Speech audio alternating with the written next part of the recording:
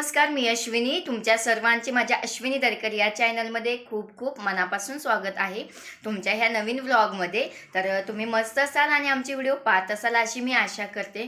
तर लिटरली रात्री गावावरून 12 वाजले यायला आणि ह्या महिन्यात कंटिन्यू गावाला जाऊन बोर झाला. आता एवढे कामं पेंडिंग पडतात, कारण गावाला जायच्या दिवशी पटपट आवरून निघून जातो, बाकीचं काय असलं ते तसंच राहतं. आणि रात्रीसुद्धा आम्हाला 13वाला गेलो होतो गावाला, तर 13व्यावरून यायला कंप्लीट 11:30 वाजले. आणि एवढी धावपळ काय सांगायचं, पित्त एवढं की झोप होत नाही, ट्रॅव्हलिंग थकून जातं सगळं. तर मला तर ट्रॅव्हलिंग केलं ना आता सहनच होईना झाले, खूपच त्रास होतो. तर चला असू द्या. आणि एवढी घाई झाली सकाळी की उठलो 7 वाजता आणि स्वराजला त्याच्या नाट्यगृहात नेऊन सोडायचं होतं त्याच्या ॲन्युअल डेच्या फंक्शनसाठी. तर पटपट त्याला नाश्ता वगैरे बनवून त्याचं आवरून दिलं, त्याच्या पप्पांनाही टिफिन करून दिला. आणि आता ते दोघंही गेलेत आणि आता माझे राहिलेले कामं करायचे. पुन्हा 11:30ला आणायला स्वराजला हॉलला जायचं आहे. खूप छान हॉल होता, मी तुम्हाला तो दाखवल जेव्हा मी स्वराजला आणायला जाईल तेव्हा. आणि चला आता तुम्हाला दाखवते काय काय राहाड आहेत किती. मी नाश्ता वगैरे केलेला आहे. इकडं सगळे भांडे पडलेत किचनवरती. त्यानंतर देवपूजा करायची आहे, फरची पुसायची, कपडे धुवायचे. कपडेसुद्धा प्रमाणाच्या बाहेर आहे. हे पा, यांच्यात 2-2 ड्रेस धुवायचे. एवढं सगळं. आणि वाजलेत आता 9:15. आता हे काम एवढं पटपट आवरायचे 11:30 वाजेपर्यंत. हे तर काम आवरायचे, पण प्लस गावावरून थोडा भाजीपाला आणलाय, तो सुद्धा क्लीन करून ठेवायचा आहे. दळणं टाकले 2-3 दिवस झाले, तो आणायला जायला वेळ भेटेना. आज ते आणायचे. शेंगदाणे खोबरं भाजून ठेवायचे. एवढे काम आहेत. आणि प्लस किचनची क्लिनिंग, महिना होत आलाय किचनची क्लिनिंग करायची, जे भांडे वगैरे ते घासायचे, पण वेळच भेटत नाहीये. तर करायचंच काय, तर जेवढं होईल आज तेवढं कंप्लीट करून मग पुढं बघूया. तर चला मग मी सगळं काम आवरते आणि मग तुम्हाला भेटते स्वराजला आणायला जायच्या वेळेस. आणि तुम्हाला नाट्यगृह सुद्धा दाखवते, खूप छान आहे. मला नव्हतं माहिती आमच्याजवळ एवढं छान नाट्यगृह आहे. तर तुम्हाला ते दाखवते मी. एवढा मोठा प्रॉब्लेम झाला की मला वाटलं स्वराजला 11:40ला आणायचं, आणि चुकून म्हटलं चला मेसेज एकदा बघावा, तर त्याला 11:15ला आणायचं. आणि जर मी 11:40ला गेले असते तर काय हाल झाले असते. तर चला पटकन मला कळलं की कधी आणायचं आहे. तर मी जो काम हातातला आहे, पूजा पण राहिली तर ती तशीच ठेवली आता. आणि वॉशिंग मशीन पण लावलं होतं, तर ते पण आता बंद करते मी. आणि मी स्वराजला आणायला चाललेली आहे. तर चला पटकन जाऊयात आणायला, नाही तर तो तिथं किती वाट पाहिली असती त्यांनी माझी की मम्मा का नाही आली मला न्यायला, आणि यांनी पण शिव्या घातल्या असत्या मला. तर आली मी स्वराजला आणायला. हे पा, दी माडगूळकर नाट्यगृह, आणि किती मोठं आहे. अजून त्याचं मागच्या साईडनं काम चालू आहे. खूप मोठं नाट्यगृह आहे. आणि स्वराजन यांच्यानंतर पण तिथं अजून कार्यक्रम आहेत वाटतं. तिथं बाहेरच्या ज्या पायऱ्या वगैरे आहेत तिथे टीम वाईज लोक बसलेले होते. तर हा असा परिसर आहे नाट्यगृहापासला.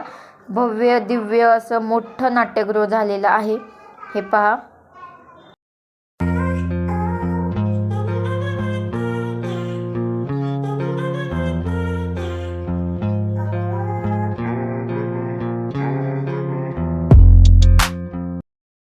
तर मी आता आतमध्ये आलेले आहे स्वराजला आणण्यासाठी. हे पा, बाकीचे मुलांचे पॅरेंट्स त्यांना घरी घेऊन चाललेले आहेत.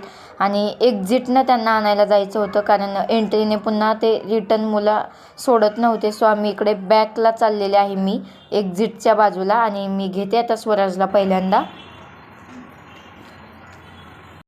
मला वाटलं 11:40ला जायचं आहे आणायला, आणि आम्ही 11:40ला यायचं. तर मी कामं आवरले, खूप कंटाळा आला होता. थोडा वेळ मोबाईल पाहिला आणि आत्ता म्हटलं कामं बाकीचे राहिलेले आवरून घ्या, दिवस कधी निघून जाईल संपेल समजत नाही. तर मग मी आत्ता पहिले जाऊन दळण घेऊन येते. गेली, पण त्या काकूच घरी नव्हत्या. नुसते हेलपाटे घालून मरायची बारी व्हायला लागली माझी. तर चला असू द्या, आता पुन्हा नंतर 5-6 वाजता आणायला जावं लागेल. तर पुढचे कामं करून घेते. हो, ते आता काय काय काम आहे ते तुम्ही पहा. किती राडा असतो गावाला जाऊन आल्यानंतर ना. खरंच तुम्हाला पण कंटाळा येतो का गावाला गेल्यानंतर घरातले राहिलेले सगळे पेंडिंग कामं म्हणा, किंवा अजून काहीतरी कामं वाढतात ते करायचं. मला तर खूप कंटाळा येतोय, आणि खरंच असं वाटतं घर सोडून कुठे जाऊच नाही. थोड्याशा वालाच्या शेंगा दिलता मामींनी गावाकडनं, त्या स्वच्छ करायच्या आहे, निसायच्या आहेत. त्यानंतर आम्ही हा हरभरा चोरून आणलेला दुसऱ्याच्या शेतातून. स्वराजला खूप आवडतो म्हणून आणलेला हा. आणि माझ्या आत्याबाईने आम्ही दोघींनी मिळून चोरी केलेली. त्यानंतर इकडे खोबरं कापायचं आहे, शेंगदाणे स्वच्छ निसून ते भाजून ठेवायचे आहेत. तर आता एवढं काम आहे मला, तर मी आता पटपट हे सर्व काम करून घेते. लालाच्या शेंगा निसून झाल्यात आणि येथे आपला स्वराज मला हरभऱ्याचे घाटे निवडायला मदत करत आहे. बाबू का मदत करतोय माहिती आहे? त्याला खायचंय म्हणून तो मदत करतोय, नाहीतर नसती केली ना स्वराज. हां हे लय चाप्टर पोरगे बाबा माझं. एवढे हरभरे तोडलेत बघा पिल्लूनी. कचरा निघलाय, निसून झालंय सगळं, पण आता हे कुठं टाकू कचरा एवढा, डोकं चालना. फ्रेंड्स, मी जे काही हरभरे घाटे तोडले होते ते मी आता भाजते. स्वराज झोपलाय तोपर्यंत त्याला भाजून ठेवते, सरप्राईज द्यायचंय त्याला म्हणून. कढईत पूर्ण घाटे छानसे भाजून देत आहे. तुम्हाला असं वाटेल की लई जळाले, पण ते आतमध्ये भाजत नाही लवकर, त्यामुळे थोडेसे जळायलाच पाहिजे. आणि इकडे चहा देखील झालेला आहे. पण खूप ठसका होतो याचा.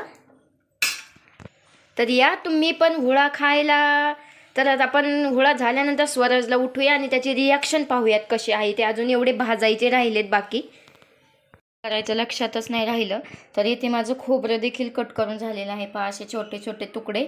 आणि ते शेंगदाणे पण निसून ठेवलेले आहेत. आता हे भाजून घ्यायचे आहेत, पण आता पहिल्यांदा जरा स्वराचा थोडा स्टडी घ्यायचा आहे.